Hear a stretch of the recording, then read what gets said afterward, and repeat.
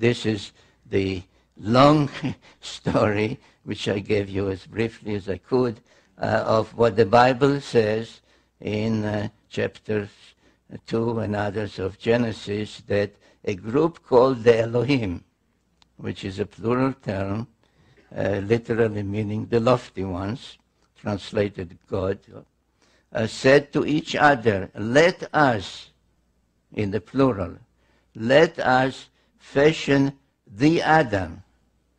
Adam comes from Adamah, which is earth, so Adam, literally earthling. Let us fashion the earthling in our image and after our likeness. And this is essentially in one biblical verse what the Sumerian tales tell in quite a number of creation texts. And then after they achieved that and everything seemed to be in order, the deluge came and destroyed everything. So after the deluge, there are tales, by the way, Sumerian tales describing the deluge and its reasons and its what caused it and why was one God angry and said, let mankind perish, etc., etc. But that's needs another evening.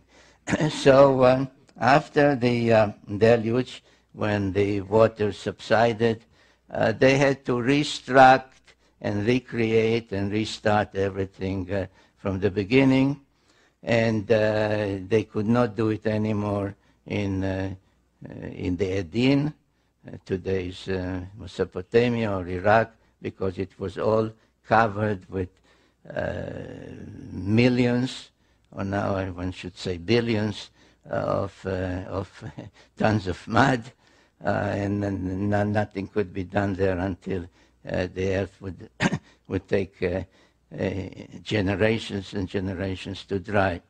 So they shifted the whole project from where it was. If you recall, it was this way. Everything was anchored on Mount Ararat, the twin peaks of Ararat, which stand out as a marker, and laid out exactly the same idea of a landing corridor this way. Now they used as one of the facilities to serve their purposes a great platform that they had built here and that survived the deluge, right here.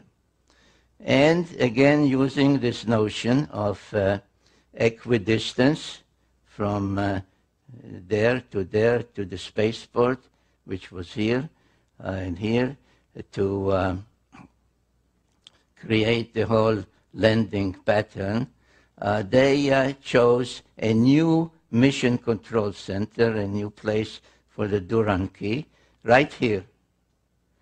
And this place is known today as Jerusalem.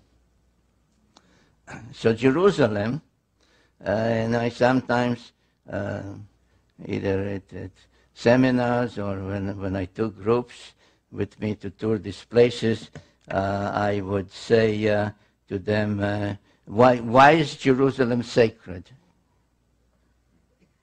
I say, well, it is sacred to Muslims because the tale is that Muhammad was taken from Mecca or Medina one night on a winged horse and brought to Jerusalem, and there he was taken aloft and visited heaven for one night. So that's. But why was Muhammad taken to Jerusalem? Why wasn't he lifted just from Mecca or Medina? Well, because that place was already known as a sacred place, because the Christians believed that that's where Jesus preached and was crucified, etc. So I said, so why was Jesus crucified in Jerusalem? He was born in Bethlehem. He came from Nazareth. Why Jerusalem? Well, because that's where the temple was. the Jewish temple, the Temple of Solomon. So why was the Temple of Solomon there? Well,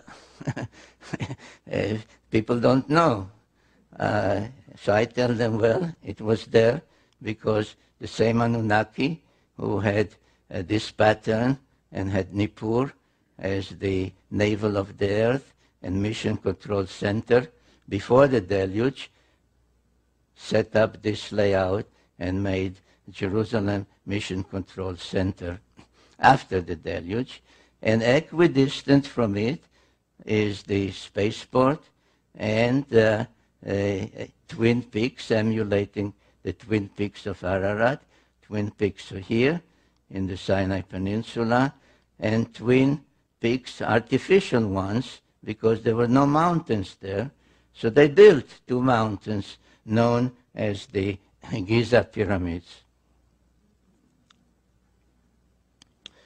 Now, things did not go so well after the reconstruction and the setting up of the alternate mission control center.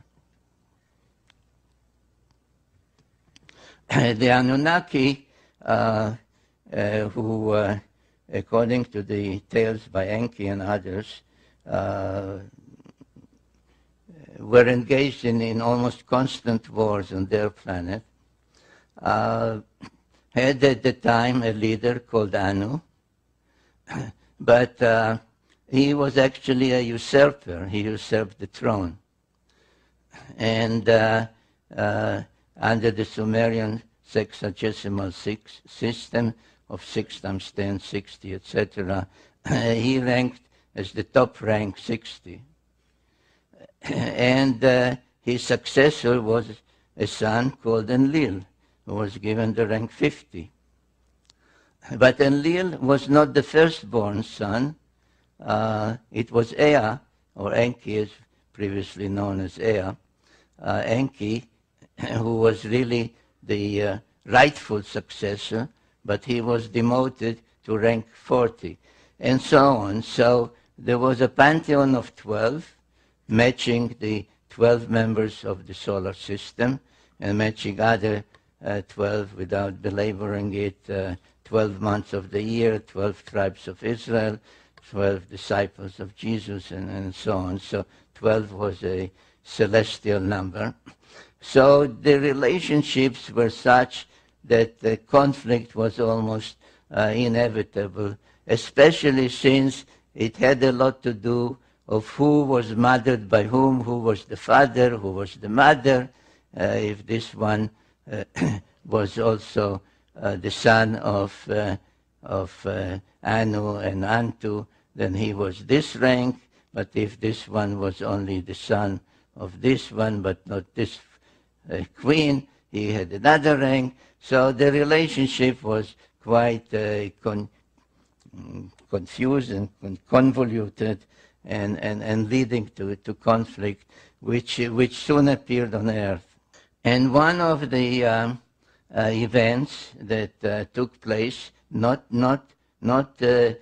too many, relatively too many years after the establishment of that great pattern of landing pattern in Jerusalem and the Space Force, etc., and the two artificial mountains in Egypt, was that wars broke out. And the first war that I named in my book, The Wars of Gods and Men, the Pyramid Wars, because there was a series of them, had to do with these facilities, because in the Great Pyramid, one of the two especially, which is the only one that has an ascending passage and chambers, all the others have just a descending passage.